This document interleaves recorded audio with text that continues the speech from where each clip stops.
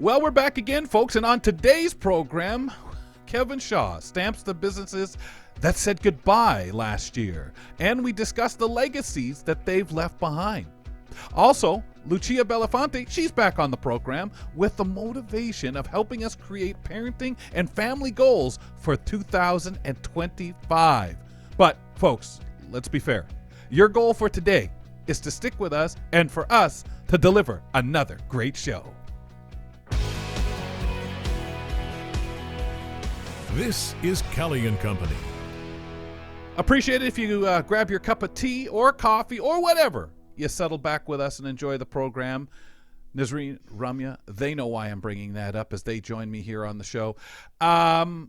Jordan, you can weigh in on this too if you'd like for a moment, but we were having a discussion about tea and coffee. I'm of course saying I'd really like to cut back a little bit on my coffee intake for no real particular reason. I have it black. If I'm going to have it, that's the best way. I tend to drink water, tea, coffee. That's about it. But I'd really love to make a change and drink more tea with my day. I'm going to start with you, Rum. You're kind of newer to the coffee thing, but before the show, we were having an interesting kind of conversation about drinking coffee or tea. And years ago, the changes, like family, what your family does now, offering you a tea, kind of thumbs down on that, but you'll still do the coffee. Can you explain to everybody what we were discussing? Yeah, essentially I was telling you that I'm just not consistent anymore. When we were growing up, we had tea every day, and my parents still to this day, like clockwork, will have tea in the morning, tea in the evening. They just have tea times. I don't know if it's like an English thing that was passed on to Sri Lankans, and now it's routine for my parents for sure. But how old were you when that started, though? I'm really curious of that. I don't remember times when it wasn't like that. It was always but when? Like 4 or 5 years old you were doing it? Oh yeah. Okay. We were drinking tea forever. Like it's just, innate. But when I got older, I just stopped doing that, like probably around being a teenager. And then when I moved out, I didn't drink tea or coffee. Then, like you said, recently picked up coffee, but I'm still not consistent. Like I don't need coffee in the mornings. Like no way. Jordan and I do. Niz does. The judgment. Yeah. Niz, talk about what you were discussing, Nisreen, please, because I found what you said very interesting.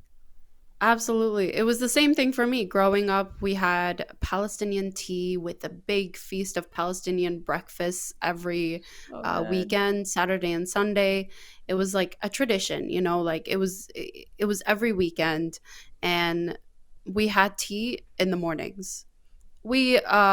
We do have like traditions where we have like coffee and then tea and then coffee again, a different type of coffee. It's more of a Turkish coffee at the end of like when we go to people's houses. That's more of a tradition where we have coffee and then tea and then Turkish coffee, and that's our cue to leave after. Okay. I like that as a cue. I should adopt that it's if I a had cue. company. That's it. The coffee when the Turkish coffee is coming, that's it. I'm trying to get out. Say it's a nice time. Don't let the door hit you in the back. Like, formal sit-down dinners and such when you go out, galas and whatever, they serve you coffee and tea at the end. Is that the norm, or is that like particular cultures? Because now I'm curious. We serve tea at the beginning, or like you come for tea and not a meal. I wonder why both. Like it's almost like a taste experience. That's what it sounds like to me. And do you have something with your coffee, with the tea, or could be that. Oh, of course. There's always like some type of pastry with the coffee. And I love that. I love some like types of biscuits that's stuffed with dates or something with the coffee. Wow. That really hits. And I agree with you. I feel like coffee hits every single hour of the day for me. I'm an addict and I'm proud. I don't think I could ever convert to being a tea person though. Oh, that just came out of left field. Did you say every single hour that you're awake? No, like I feel like it could hit every hour. That's not what I'm saying. I don't. Can you drink tea, coffee, whatever, and can you drink tea or coffee and go to sleep? Yeah, no problem. She Yeah, me too. can. She doesn't have the hormone. Guys, don't quote me on this, but there's something like a hormone. Particular people have a hormone that just helps you digest caffeine differently. Like you don't get these side effects or whatever. And I'm telling you, she has it. She hasn't gotten tested or Yeah. something. But I like how people pretend hot chocolate is different. If you tell people, "Oh, I have a hot chocolate or cocoa and go to bed," oh, that sounds nice. Oh, I have coffee and go to bed. I can't do that. I can't have coffee. And it's coffee the has same caffeine. right? And so does Caffeine cocoa and blocks the chocolate. sleep receptors. Yeah, I don't Oh, quite get it. oh, That's my point about it, oh. right? Is that the same Jordan, amount? I want to ask you, what age were you when you started coffee or tea drinking, or when? How can I say this? When would it have been acceptable for you growing up to have it? I think acceptable age is probably around like maybe 14, 15, just to try it. I Yep. don't think like medically you're supposed to do it before then, but I tried it when I was like 8 years old, and it was leftover coffee in a pot. Me too. That was, Yep. yeah, Mine was cold. and Mine I was got a cold. It was tummy my ache. mom's cup. Yeah, my mom. It was a cup sitting there, and I went because I liked the smell of it. But I had and I thought, oh, this tastes great. But I never accepted or was encouraged to drink it until, like you said, 13, 14. All right, it's like a rite of passage at puberty or something like that. Yeah, that kind of thing. I mean, once you do try it, though, I do feel like it helped me with high school quite Yep. a bit. Just like the wakefulness, like the workload of having like, multiple classes depending on what you're taking. And just having like Yeah. caffeine in the morning, like to rely on, I also knowing that's felt going to it be the made, thing that gets you up, right? yeah. I also felt like it made me feel more of an adult when I started drinking tea. Me too. I don't know if you guys agree, because Yeah. when For I sure, was coffee allowed did. to drink tea, that's when I'm like, okay, I'm in the adult club. I think I I'm started drinking tea when I was on the wrestling team because I felt it actually quenched my thirst versus, oh, you can't have water all the time. Ew. Mhm. Oh. Back then, no way. Everybody, thank you for being with us on the program. We'd appreciate it if you remember when you can't be with us live or you're checking us out on AMI Audio or on YouTube. Remember, you can go and subscribe to the Kelly and Company podcast. While you're in there, if you would, give us a rating and review, please. So we're post holidays now. We're in January, and after the holidays, the realization does hit that it's still winter. That's why we have the January blahs and the February blues. The weather outside is so bad, especially in Toronto, because Toronto people feel this mild winter, and we are not happy. Especially in Toronto. Those poor Toronto people versus the Those poor Winnipeggers. Montrealers The have poor, nothing those on poor Toronto. Quebecers. Oh my gosh. Yeah, Toronto yeah. so Bickering and disadvantaged. sarcasm lives on. Us at the It's center of syrupy. the It's universe. so syrupy, that Suffering. sarcasm. Suffering in silence we do. Anyway, the weather is enough to make us want to hibernate and stay indoors and just curl up and not do anything else much. But that's why, to kind of counterintuitive this, Frances Wong is here, and she's going to talk about what a great idea it is to practice hygge. This is cool, and it's not spelt the way it sounds, Frances. What is it? What does it mean? Give us the breakdown. Yes, so I have to jump back to the conversation about coffee and tea for a moment. And I don't know if this is shocking to all of you, but I don't drink any coffee at all. Are So you caffeineless? The healthy That's very I, person. shocking. no, I do have tea once in a while. Actually, I love chocolate, so that's where I get my caffeine from. But I am not a coffee person. I do love the smell, but the taste is just a turn off for me. And I actually No made a bet with way. this. Yeah, I made a bet with this guy. When I was in high school, he was in university, and his mom owned a candy shop, and I worked there. And he was saying, "Oh, when you go into university, you're gonna start drinking coffee because you need Mhm. it." And I was like, "No, I'm not." And it was kind of like this bet, and I just never did. So I'm actually Good glad for that I you. don't, because I Yeah. could be probably spending a ton of money on that. It's probably not the Yeah. most healthy thing either to drink too much of. But Yeah. anyhow, yes. So it is a bit of a strange word, hygge, and it is spelled Hygge. Have any of you heard of this word before? Mm-mm. No, No, not before you mentioned Okay. not before this script. All right. All right. Yeah. All right. So you probably are already doing this without knowing that that's the formal term. And it's something as simple as hanging out on a sofa inside your home, reading a book on a rainy day, or drinking a hot chocolate or coffee on a snowy day. And that would also qualify.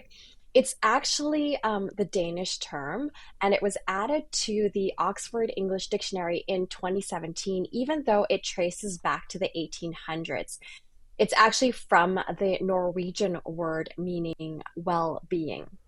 And it roughly translates to coziness, but it means so much more. And that is like creating a warm atmosphere and enjoying the good things in life with good people. So you're probably already doing that. Meek Viking is the author of The Little Book of Hygge, Danish Secrets to Happy Living. And he's also the CEO of the Happiness Research Institute in Copenhagen. And he explains hygge as the pursuit of everyday happiness. And it's basically like a hug, just without the physical touch. So it's not really surprising that Denmark has been ranked one of the world's happiest countries, according to the World Happiness Report in 2016. The 2024 report I just checked, it has ranked Denmark second behind Finland. But you can see, creating this hygge experience can create a little bit of happiness in one's life. I love it. So I is love there the idea of just, being able that we all celebrate it. But I think it's powerful having a word that makes you think about going to do that, especially in this day of, hey, the winters are tough for some people, so we might think about it more January, February kind of thing, and just the mental health and peace that it gives you, especially if it's going to make you smile, feel good and warm and mostly, Ramya, relaxed. Yeah, exactly. And the biggest part of winter, I think a lot of people can attest to, is that we're isolated. We're not seeing people. Especially if you're living alone, but even if you're not, you're kind of shut down mentally from interactions and socializing. So hygge is telling you no, right? Like you're supposed to be with others and virtually hug them. That's good. Yes. So it's about comfort and coziness, as I mentioned. So things that you can think of that, when you're indoors that you wouldn't like. So candles, throw blankets, fireplaces. I like to think Oh, of, the Indigo bookstore. When you go in, there's a little bit of that atmosphere, especially home section with all the Yes. warm flannel PJs and things like that. So you also want to think about wearing materials that feel good on your skin. So wool socks, comfy sweatpants. And then we move on to things like food because there's such a thing as comfort foods. So hot drinks, like we talked about, hot chocolate or coffee, even homemade baked goods and sweets. And the process of even baking is kind of incorporating that mindfulness and slowness and into this whole idea of hygge. And then, of course, there's also lighting. So we know that warmer, softer lighting creates that warmer environment. When you go to a restaurant, you think about a romantic restaurant with candlelight versus going into a harsh, mm. cafeteria with bright lighting. So that creates a mood. Same thing with music. You can have some good music playing to calm your heart and soul and create a relaxing mood. And then, Ramya, you mentioned this. We are social creatures, so we want to nurture relationships. It's good for our physical and emotional health. So we want to be gathering with friends, not just spending time all alone. I mean, of course, it makes sense. No one wants to go out when it's super cold out, but we want to make the time to, interact with people occasionally at least. And Sure. Danes carry this practice of hygge all year long. In the summer, it's picnics in the parks, outdoor movie nights, bonfires on the beach. So no wonder that they are consistently listed at the top of the list of the world's happiest countries, even though they have such long and dark winters. So what we Wow. want to do is also take some moment for gratitude.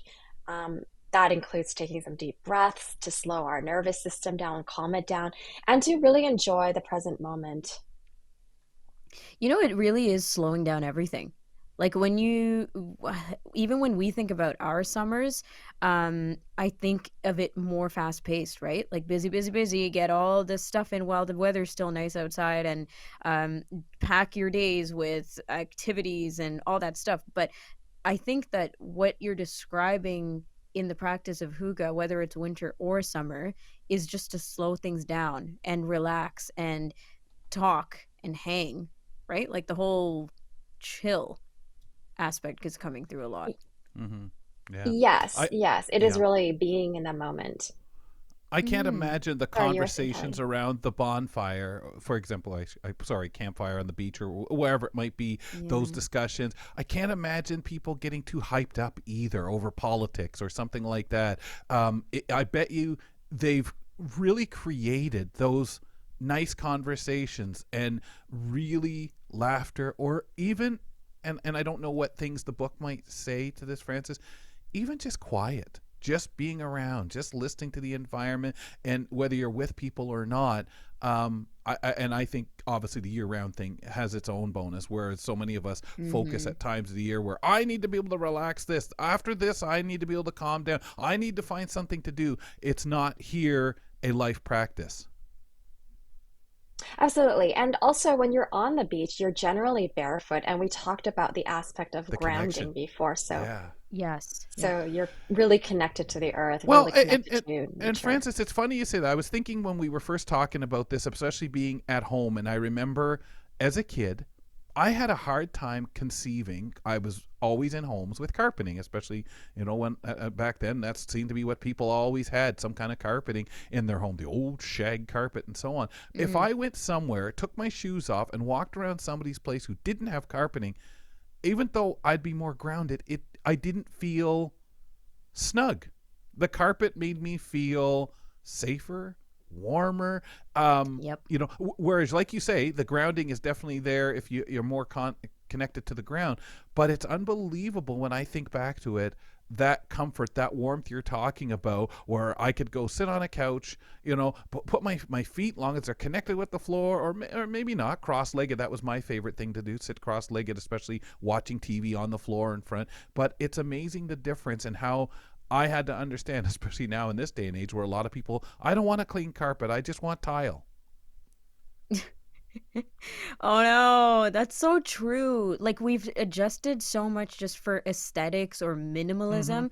Francis, isn't there something about minimalism with hygge as well? Like they don't encourage it, or I'm not exactly sure what the context is around that, but I think in my house, for example, I'm happy with the way that my environment is, and I definitely feel comfortable. But it is so minimalistic because I prefer space and not clutter. But I don't want, throw blankets everywhere or pillows everywhere, which would be the kind of atmosphere that would make you feel comfortable and cozy and welcoming and soft, right? But I'd rather just like have a clean space, which is kind of not the point here. Yeah, well, I would actually say that it probably really depends. We're looking for a balance. Hygge is Mhm. not about minimalism. It's actually really in between. It's not about minimalism, but it's also not about buying everything, buying trends. So like you have to have the latest, greatest smelling candle or the best throw around Mm. or the nicest pillow. It's a little bit more forgiving. We don't want to live in clutter, but it's also okay to have nice things too, because we do want to Yeah. create that comfort in our homes. So, there's no need to go out and go overboard buying things just to, fill up your place. If it works for you and even the space itself, if that creates that comfort for you, why would you want to clutter it up? Yeah. So look at what Right. you've already got at your home in your home that you can use, and you can always acquire more, right? It's a little bit harder to buy things and then it's harder to kind of get rid of them because you feel like Mhm. you've invested time and money into them. But still buy things if you need, if you think that it'll bring you joy, as Marie Kondo would say. Yeah, Um, Yeah. exactly. That's awesome.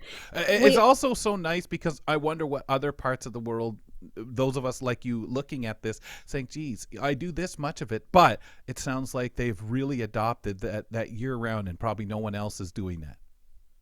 Mm-hmm. Yeah, I think that, it's a natural thing for us to want to hibernate. You look at animals like bears, they also hibernate in the winter. But we do want to go a little bit against that to make sure that we're still getting outside, getting fresh air, and then again, spending time with friends and family. And we talked about just, being on the beach, you relax. even if you're indoors, you can be relaxed, but Yeah. scrolling through your phone all day is not a good thing That's to do. not. There might be Yeah. some familiar comfort to that, but it can also border on addiction. And an alternative to that is to invite friends over and watch a movie together. At least you're doing something together to create a little bit more of a social atmosphere. Yeah. I think that, hygge is a way of life. We talk about some of the benefits, scents really affect our mood. So, whether you're using candles or essential oils to induce that feeling of relaxation in the brain, that helps us to think more clearly. The lighting also, where it's not straining our eyes, we're also, again, engaging in that really relaxed state of mind that creates less stress and reduced anxiety. Mm. It's all for, a better mood. And all of this is great for our overall well-being. So, you know, who knows? We may even end up having a positive outlook on those cold and dark winter days. Yeah. Yeah, I think so. It It sounds like soothes the our right soul. formula. Yep. Yep. Yeah, And just it the way sounds like a like we good talk formula. about warming foods for the body and comfort carbs, I guess. Yes, This feels like this feels like it suits our soul, especially that relaxing music. Thank you so much, Francis. This is lovely. Hygge. you're That's what we're welcome. talking about today. Happy New Year. Happy New Year. Nazreen, I have to say, because we were going into tea, coffee, and those kinds of things, and as we mentioned, those comfort things that make you feel good, do you find any time of the year that your coffee is even more comforting? Is it when you come in from the cold? Is it just the first thing of the day? Absolutely. Yeah. When is there a When I time or wake up in the just morning and I see it snow and everything. Not, you know what? Yes, we have concluded that I do drink coffee a lot. Yes. A lot But of coffee. the best part is when I see it snowing outside and you're just snuggled up in. I do have many throw blankets, by the way, Rems. Lots of pillows. I can never get enough of throw pillows and throw blankets. That is what's Hmm. setting the mood for me when I just feel like nice and cozy, just snuggled up with my fuzzy slippers and with Aw. my hot cup of coffee. That is the highlight. And yeah, it's those types of, the weather blues, uh Yeah. so I think that's what sets the mood for me. what about But the the carpet rum? candles. Oh yeah. The Yeah, carpet is some people lovely, and love it. so is my It- dog, by the way. Just he's so furry and warm, and so when he lays, because he loves doing that, just lays at your feet, and it's very soothing. It's very I love therapeutic, and I think that. that's what you're kind of describing with the shaggy carpets, Cal. Like mhm. you just kind of when you can just You'll wiggle your you'll toes you'll around describe the in shaggy carpet. dog. Yeah, it's the same thing. So By you the way, have with the carpet? caffeine versus yeah, I love area rugs, so I have like one under my dining table and one in my living Mm, room around my couch. In the Cause living room it's one, when you're on the couch, can you put your feet on it? Because I feel it's honest to well, not goodness. really Oh because no. of height limitations for myself, Okay. but that's just Okay. personal But experience. that's the kind of thing I would like, especially if I was in that situation, a place where there wasn't carpet. Like Oh growing up, there was yeah, carpet everywhere. So if yep, I were putting carpets in a place, I would want that. Oh yeah, it's warm there. I'd want that for exactly. whatever reason, comfort. Yep, For me, that mhm. yep, that works. yep. Really And also, incredible. some people don't walk around their homes bare feet, right? Like a lot of people wear indoor slippers and such, Hmm. whereas I don't. So that difference in texture actually does make a huge difference. Yeah. Yeah. Difference. Awesome. Awesome. Also, I Paul. just want to settle this whole thing about cocoa versus coffee for caffeine stimulation. And ChatGPT says caffeine in coffee, in a freshly brewed cup of coffee, can be anywhere from 95 to 200 milligrams of caffeine in one 8 ounce cup versus hot cocoa. It's completely like much lower. It's like 10 milligrams of But caffeine. that's also No. the same as tea Mhm. has a different kind of caffeine. The way it Yeah. is, it's different than Yeah. coffee. So it's Whereas just we like, tend to Yeah. paint it all the same. But agreed. mhm. But I know people say the same, and they throw that argument out. None of us know. Oh, really? Because we don't check that out to see the difference. Yeah. But There's also very sugar and fascinating. everything else in hot cocoa. Oh yeah, that's true too. Well, and depending With on the coffee. kind of coffee or tea drinker you are, there could be tons of sugar in there True. too. Yeah. Man. Follow us on Instagram and Twitter at KellyCoAMI, please. Lots of good work goes into what we put out there, and always would like your enjoyment, input, and interaction. Please feel free. Companies of yore is our next topic, because it's that time of the year where we reflect and look back. Kevin Shaw is the host of Mind Your Own Business on AMI TV. He's here to talk to us about the companies that we lost in 2024. Kev, welcome back. And all right, Kev, you're going to make us probably all get kind of like teary-eyed over so much of this, because we all have our favorites for many different reasons. What brands or companies do you miss, and why? Well, Happy New Year's. Happy New Year, guys. Thank you, sir. Great to be back on. Hey, I was just reflecting on a number of the companies that we lost last year, but I think one of the ones that I miss the most, I miss the old Kmart and Zellers stores. There was just something, especially Zellers. Like Zellers was Canadian, right? Like it was, Yep. It was definitely something that that we had here in Canada that you couldn't get anywhere else. So that's one of the ones for me. Yes. Yeah, so that was one of the ones for me. But we lost we lost a few last year, including a couple of really big ones. Spirit Airlines. Before we there's get no more into Spirit. Kev, before we get into that, Nisreen, you brought up something before the show. Which one do you miss? And so I brought up Blockbuster. I really, really miss Blockbuster. And I miss it because practical or tell us why, because I'm wondering if it's more practical or comfy again.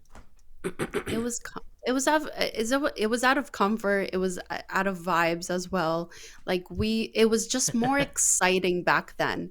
We'd go every Friday, pick out a movie, have a movie night at home, and it was like a battle of, every weekend we'd have a battle of which movie to get. Now it's, everything's available to us. We'd scroll for an hour, see what movie we'd like, we'd press play, and there we go, we're done. Yeah.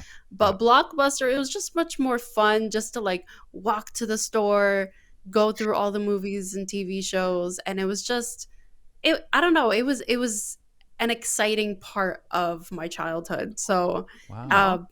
It would be more fun and interesting rather than now that everything's available. I know it sucks to complain that everything's available to us. It's so bad that I'm complaining about that, but it's not as exciting as it used to be. Yeah, I find that nostalgia is everything. Rum, do you have a particular thing for any reason you miss? It's not from 2024. I think it was 2022 or something, but Tivana went away. And I remember being really sad about that. We had one here at Shops at Don Mills. Did we? I feel like we did, yeah. And I'm pretty sure. Yeah. It's just so much has gone away at Shops at Don Mills. Like Panera left, and anyway. Yeah. Tivana got shut down, and they carried my favorite peach green tea, and I just can't replace it. My palate can't find anything else that's as in and they're gone, right? Impeccable anymore. They're gone. Like from everywhere? They had their products in other places, and I kept around with that for a bit, but now it's all gone, essentially. Yeah. That's sad. I think for me, it would be some of the record stores, like the chains or little places where I used to get my cassettes, my discs and so on. But it wasn't.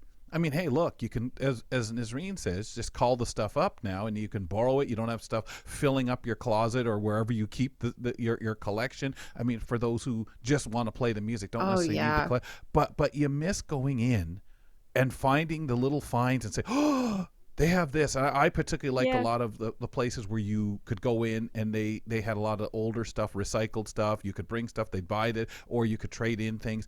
I think that just the whole feel of going in and doing that in that fashion, and so many places we've lost kind of, I think the and I don't even want to start naming them because I know I'll make a mistake, but just the stores that for so long have been gone.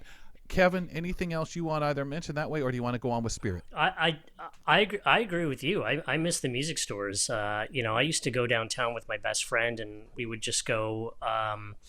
To the we big go to HMV, the big Sam's, right? Yeah, the big Sam's, Tower Records. Oh, Tower, yes. And we were big jazz guys, and I listen to jazz and classical music, and I've got I'm still old school. I've got an actual hi-fi setup at home, and I still listen to CDs and whatnot. So, that was a big treat for me, was just going down and seeing just flipping through CDs and even some of the used shops, as you said, and just hearing what people were playing in the stores, and you'd walk in and be like, oh, what is that? What is like that? So, even their sound systems, Kevin, places had great, and they really sometimes took it serious where they had those moments for DJs to, hey, look, we're going to preview some stuff. But even just down to the basic, where you'd find the records, the racks, the ones that had the wooden ones, the creaky floors in some of the older places, that especially in a place like Toronto where the place had been there, it had its own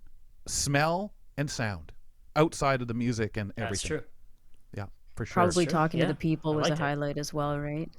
And their obsession. Sure. They were worse than Nazreen with coffee. They knew everything about the music.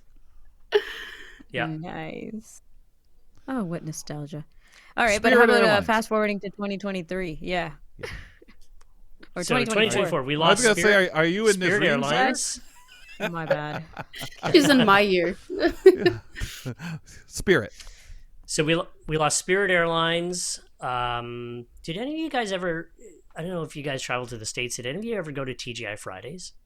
Yep. I haven't yet. Yeah, that's gone. I'm pretty sure I have. Anyway. I'm pretty sure I've gone there. Yeah. And then who remembers Bowflex? Do you remember the Bowflex commercials? The like the home gym? Yes. So that's now gone. What? That surprised me. Yeah. That surprised me. I didn't realize that. Yeah. I'm a little shocked. I thought everybody would be especially during the pandemic and stuff when everybody was at home. I figured, people would just be ordering Bowflex stuff like crazy and doing workouts at home. And one of the other ones was Tupperware. Really? Who here has Tupperware's Tupperware dead? in their house? I can't believe that. Tupperware went out of business last year. Wow. I mean, it's kind of sad to so say, these but were- Tupperware definitely wasn't the only Tupperware anymore. You know what I mean? No, there were lots of knockoffs. Right. No, Yeah. So, okay. Yeah, they had so the there was, lifetime there was a warranty. bunch. I don't know how much you could collect on it, Kevin, in that sense. But because stuff obviously went bad, warped, or got scratched. But they tried hard to make it possible for people to be able to hang on to their Tupperware and the different ingenious things they came up with. So I can understand those who sit back and say, hey, and yes, like Ramya says, there are replacements, other things you can go to that maybe one would even argue are better. Well, I think better might be subjective. I think some of the Tupperware stuff was innovative. I, for one, hate the little glass bowl with that plastic lid that rips, all the time. And somebody got wise to that and now just sells the lids because you can just go and get like a 5-pack of lids to replace the one that ripped on your plastic lunch bowl. But like the Tupperware ice had the trays. little thing that would. What's the ice trays? The ice trays, The when they Tupperware came ice out with trays. it, they had the lid because they were the first, because everybody got tired in our day of tasting the freezer in our water and so on. You put it, and you taste the freezer and go, oh my God. So That even makes a before big the frost-free, difference. before the frost-free freezers were a little more available, people had the frost in there, and you'd get in your ice tray from it sitting out there in the open, the taste of the freezer. So Tupperware came up with those lids. Yep. I didn't know that. We lost a couple of car brands last year too. So there's no more Dodge Challenger and there's no more Dodge Charger. Oh. And there's no more so if you're into like bougie cars, there's no more Audi R8 or the Audi TT. And there's one other there that I had in my notes there from Camaro? from Camaro? Chevy, the Camaro. Yeah. The Camaro. There's no more Camaro, which is kind of one of these iconic classic cars that's been around forever. People used to put the Camaro in their songs and stuff, and they're not being made anymore. So all of that stuff went away in 2024, and it's really interesting to especially with brands like Tupperware that have been around forever and Bowflex. Big Like brand. I remember being up late and seeing like the Bowflex infomercials. But they're gone now, which just goes to show that not everything lasts forever. Does the Not everything sometimes lasts the forever is charger one part of it. Huh? the Sorry, thing were I you was just gonna gonna say become a about the collector? charger? Well, I wish. Geez, yeah, man, you could see how much money you get now. I'm at a classic car show. The charger, though, Kev, correct me if I'm wrong, went away and came back. Correct? I believe so. Dodge does these funny things where they'll have a brand, it'll die and then it'll come back in kind of a new form. And yeah, now it's gone again. So does that affect? We might get a. Does that affect when we look at these kinds of things? Like Tupperware has been here, consistent for decades, and I think of the Charger, I think of the Mystique. 80 cars are funny. Years. Right, and cars are funny because so many of them we associate iconically with TV shows or whatever, which makes some of them, so famous and so on. So they get a little more of that. Sure. Oh gosh, that's terrible, it's gone. Or hey, let's bring that back because the Dukes ran around in a Dodge Charger, right? Yeah. Like, so you kind of make that connection, but then I have to wonder, does that break the chain? Because you'll get the people that say, yeah, you can bring the car back, it's still not the same car. So I know for some of these some of the brands, you kind of like, yeah, of course it's going to go. I expected that it was here, back, and going to be gone again. Well, that's the thing with them rebooting all of these old TV shows in Hollywood, because let's just face it, Hollywood's out of ideas. Right. They might bring some of these things back, and people might, a younger generation who didn't grow up with that brand or that product would see something on TV and go, oh, that's cool. We should petition to get that brought back. And companies will just kind of bring it back as, sort of a Valentine to, the people who grew up with it. But, this is a new thing for people who didn't grow up with it. So, you might get a new Dodge Charger, you might get a new Chevy Camaro in like 10, 15 years or something like that. But it's not going to be the same as, it's not going to be the same because cars themselves have changed. Like, we're not looking for automotive vehicles the way we used to anymore. We're moving on to innovation in this field is completely different than what it was before. So brands got to die off. It's the same thing I said about the Tupperware. Tupperware had been around for so long, and it was so innovative when we didn't have lids for ice cube trays, and we're just like, oh my gosh, shout out to Tupperware for thinking of this. You guys might be younger. I'm certainly too young to remember this Tupperware parties. So people would actually go and have parties and invite everyone because it was pyramid, right? It was pyramid like Amway products and Avon, right? They had I've never heard of that. And the longevity of Tupperware when it was the only brand doing it or one of the few is obvious, but now it's like you go on Amazon and you look for reusable containers, and Tupperware is just one of many, and it doesn't matter about quality as much anymore. The thing is that we're in a world now where there's just a plethora of everything, of choice, anything. Lots of choice, and with the throwaway factor, we're not as worried about. Well, I'm going to keep this thing for years. Back then it was huge to know I could take this Tupperware ice tray back and get another one. I don't know how the heck you did it, but pass it on to your kids or something. Yeah. Yeah, if you didn't warp it, especially the stuff that went in that thing, the newer creation, now there's the microwave. Okay, but you can get it in glass. You can get it in other kinds of plastic. You can get it in Corelle. Like even Corelle, right? The Corningware, I guess, is another big one where like we know what it is, we know what it stands for. It's great. Everybody has Corningware. It's good for so many things. But there will be a time, I think, where it's not going to be the center of attention for what it does anymore. And that's really the shifting brand landscape, right? So you'll have brands that'll sort of rise and fall, and so first it's Tupperware, and then it's something else, and then it's something else. But I think to your point, Ramya, because so many people can go out and produce something in a snap, and flood the market with products that are look alike, feel alike, that sort of drives down innovation, but that also is it's like. You said reusable containers, so we don't have that association of Tupperware as being sort of the generic term, like Kleenex is for tissues or styrofoam is for polystyrene. So, we don't have these terms anymore. People might use them of like, hey, do you have any Tupperware that I could take this home in? and you're going to pull out something that you bought at the dollar store that doesn't have a brand name at all. So Yeah. yeah, I think it's going to be interesting to see. Obviously, there's going to be somebody who's going to come to dominate in that space again, and we'll have the rise of another brand, and then people will just be obsessed about that one, and then that one will rise and fall, just like Tupperware or Spirit Airlines. So, do we around the table more miss a name, what it may mean to us? Like you look at on your list too, Kev, one of the ones we haven't touched on, Red Lobster.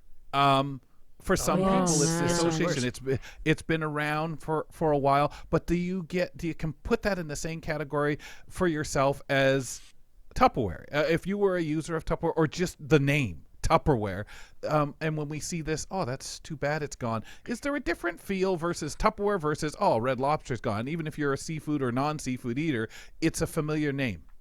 Kev? Oh yeah, and it probably comes with memories and nostalgia. There's certainly an emotional attachment there. Probably less so than Tupperware. I don't know if you get emotional over Tupperware, maybe, but certainly over Red Lobster. No, more so over crab and lobster, much more. So. That's right. So I'm sure people have. Octopus. I'm sure people have said, "Hey, I went to Red Lobster. That's where I proposed, or that's where we got in. That's where I had my retirement party or whatever."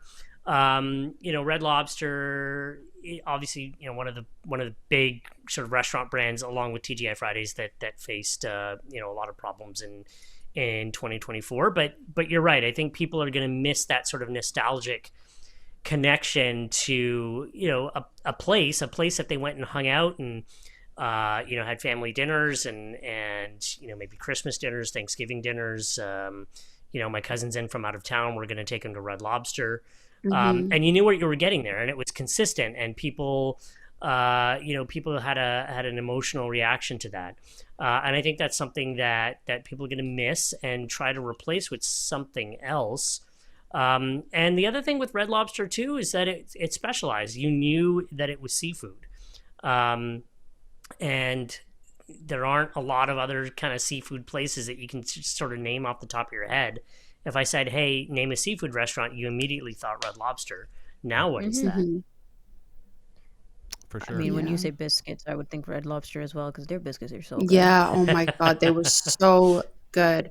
But I agree, it's the nostalgia connection. Yeah. I've seen them at grocery stores too. Oh, so good. They're just as good as when you get them fresh at Red Lobster. Anyways, but I see what you mean by that, like the association that Red Lobster, because Red Lobster's huge. It's like if you're gonna go search for something to be delivered to your house, the first place you're going to, R.I.P. You're gonna think Amazon before anything else, right? Like you're not gonna. That's right. Most likely, not gonna go to your local whatever or go browse around your neighborhood. You're probably gonna go to Amazon first to see what they have and then go from there. So that's the kind of thing that these big name brands have with us. Like, if Shoppers Drug Mart was ever to go away, we'd be like, whoa, because there's one at every corner, and that's what we use for like our particular needs and particular kind of associations. But that in itself is dissolving. It's just like Timmy Hortons, right? It's like the Timmy Hortons effect. But how deep does it have to be? Like we don't have that much time left with you, but how deep does it have to be with brand association anymore, Kevin? Like in your general scope of things, because you've been in this kind of field for a bit. Yeah. I think once it touches your heart and you've got that emotional attachment to it, and the staff that. I mean, I know people who gone to Wendy's like once a week, and they know all the staff there by name, and they send them cards when somebody in their family dies, and they just make that emotional connection to to a place or to a store. I think once it touches your heart, it's a little bit harder to say goodbye, as opposed to a brand that maybe we used and it was part of our head and just kind of something that we rationalized as, hey, we gotta get this thing really quick. I gotta go out and get a Tupperware dish. I've got company coming. Yeah. So it's not as big as deep a connection as when it connects to your heart. Yeah. I also feel like we don't like change. No, we don't. And I think that goes to also yeah. some of the familiarity that you were talking, we've been talking about right through this show, from coffee and tea to, and just that way that human beings are programmed. Kev, we'll talk to you next month, pal. Thank you. Thank you. All good things must come to an end, including that conversation, ladies and gentlemen. Really good one. Thank you. Email us at kellyco@ami.ca if you would. If you want to send us a message, reach out to us, ask any question, call us at 1-866-509-4545. Jackie Palag left us a message. Really nice to get a message. We haven't heard from Jackie in a while. Glad to know things are good for you. Appreciate the message. And no, don't know the person in question that you were asking about. Not familiar, Jackie, with that name. Anyway, ladies and gentlemen, our guest, Lucia Bellafante, joins us now. Parenting goals for 2025. Lucia, welcome back to the show. You want to kind of get into the discussion of getting create some parenting and family goals for this new year of 2025. How are you? Welcome back. Happy New Year. Thank you. I'm well. Thank you so much. Happy New Year to all of you as well. Yeah. Most people think of like the new year and they have their resolutions. I don't necessarily think of this as a resolution, but it's a nice time, the beginning of the year, to think of how you want that year to unfold for yourself and your family if you're a parent. Yeah. And given that, right, I would say, it's okay to make goals. I don't think most people I've spoken with thought of making a parenting goal or a goal for their child for the year, but it's just like anything else. And you begin really with self-reflection. What went well in the year that just left us? And what is it that you would like to improve? Improve for yourself as a parent, improve it within the family dynamics, perhaps, or the whole family. What's something that you want your family to do maybe a little bit better? Okay. When we want to talk about that in that sense, where should that parent start the goal setting? Can we get some examples? Sure. So I think always like self-reflection, right? Okay. So you want to start and think over of what's gone on, what's happened in the year, what went well, what didn't go well, where you want to improve. Absolutely, definitely. If your child is speaking, have a conversation with your child or your children and ask them what their thoughts are. Do they think? Because we don't think as a parent that maybe we can say to our child, is there something you want me to improve on as your parent? But it's okay to ask. And it's also okay for the feedback, right? I think we need to be comfortable and there needs to be a trusting relationship. We talk about this all the time, about that open and honest communication where there's respect, both for the parent and the child. And I think when that's there, then this type of conversation can be a little bit easier and more honest. And so you can make goals such as maybe if you're a parent, you might want to say you want to support your child's emotional and physical well-being a little bit more. We can get into a specific of what that is, but I'll just kind of give like general ideas of goals.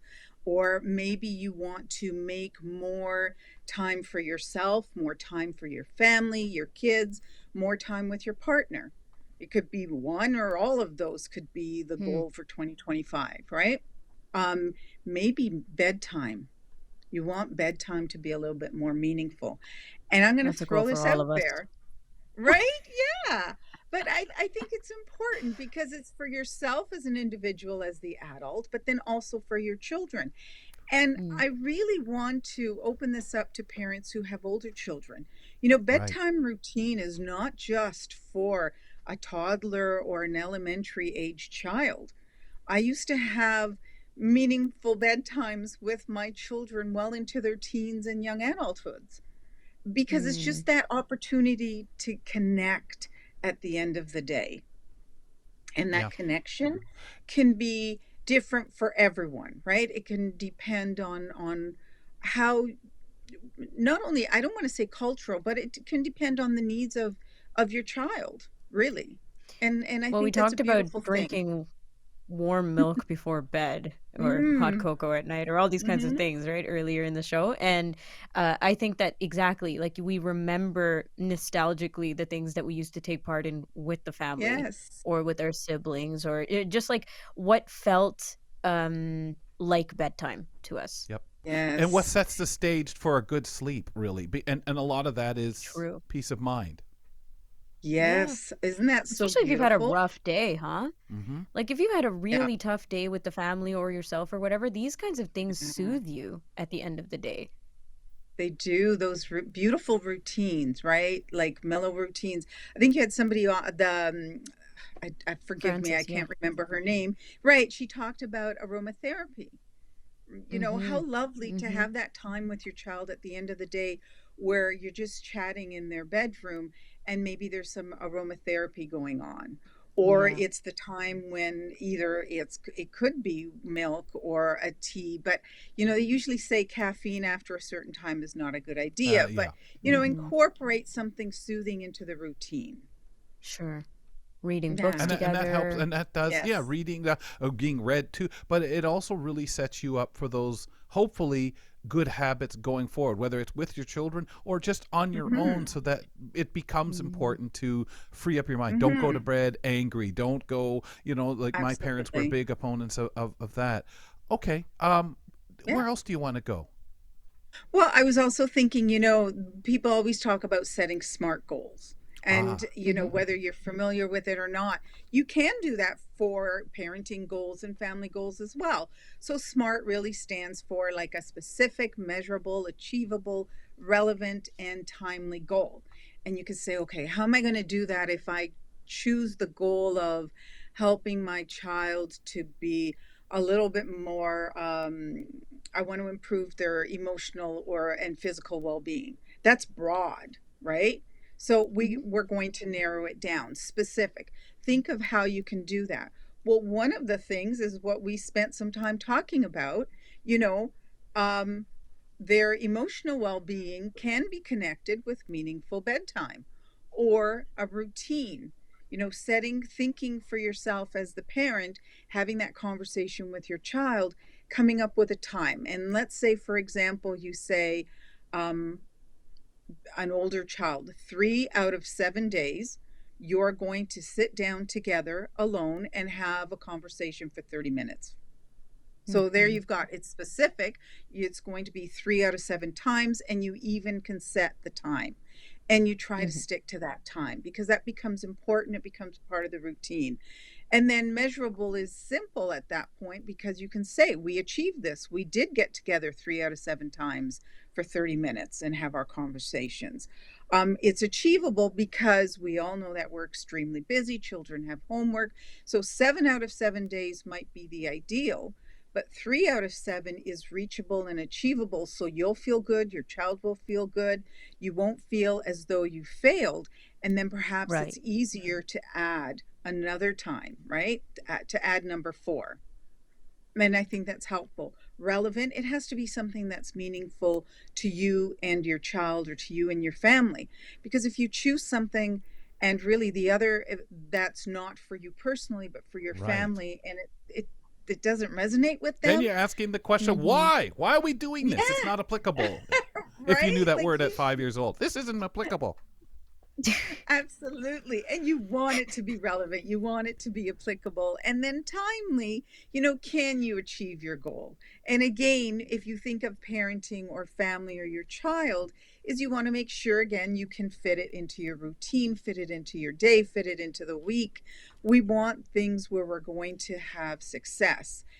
And, you know, people think of the beginning of the year as time for setting goals and whatnot. But how about, you know, even for yourself thinking, I will reflect daily or weekly or monthly. Am I succeeding with what it is that I want to do moving forward? How I want to bring my family forward. Those are all really important things as a Now, we've talked about different kinds of parenting in the past with you, Yep. and I can't remember what the word was. I think it's authoritative. Anyway, there was a particular type of parenting where you are setting the tone as a parent, but it Yeah. is very much open communication with your children. It's Yes. collaborative, Yeah. but you're guiding still, right? And they Yes. can look to you for wisdom and courage and all that other stuff. So that's my long story short about what type of parenting Yes. you subscribe. But Yeah. in this circumstance, like when we're talking about Right. setting routines, thinking of SMART goals, what type of communication, or how do we go about the process? How do you think it's the best way of setting these Well, goals and things? so the best way to start, I would begin if you want to do something with your family, you mean, or your child, right? Mm. Is that what you meant? Yeah. So Yeah, like initiate with your that partner and your conversation. family. Hmm. Okay, so if it's with your partner, I would sit down with my partner and say, okay, look, I was thinking of this. I kind of really miss the fact that we used to go out once a month together and go dancing. I've realized we haven't really done a lot of that in the last little while. Right. Is that something you're interested in, kind of like um, livening up or getting back to again?